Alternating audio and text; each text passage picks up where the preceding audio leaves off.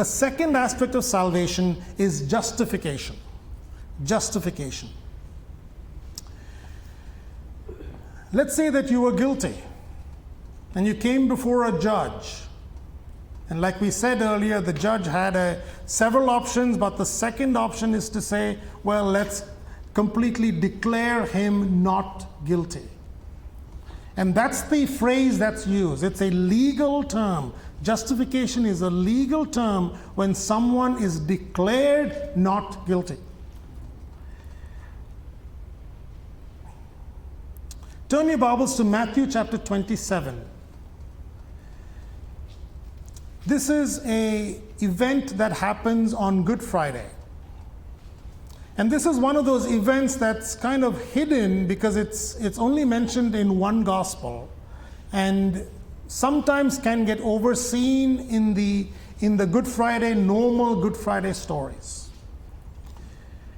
Matthew chapter 27, let me read for us from verse 15 onward.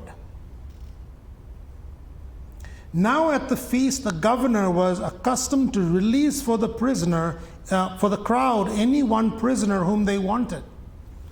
And they had then a notorious prisoner called Barabbas. So when they had gathered, Pilate said to them, "Whom do you want me to release for you, Barabbas or Jesus who is called the Christ?"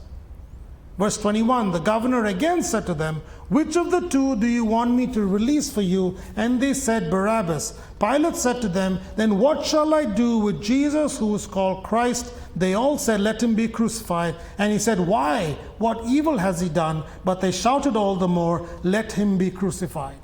Can you imagine the state of Barabbas' mind? He's a criminal. He's a known criminal. He's been sentenced as a criminal. The Bible doesn't say what kind of sentencing he deserved and what he was going to get. Regardless, he knew that he was in jail and he was a criminal. But he comes that Good Friday morning, he comes out in front of everybody, and unbeknownst to him, and without him doing anything, there is a switch that takes place. You see, because one person took the place of the other person, therefore Barabbas was declared not guilty. He was justified. Justification changes our legal standing in the presence of God, and it wipes away the legal consequence of sin.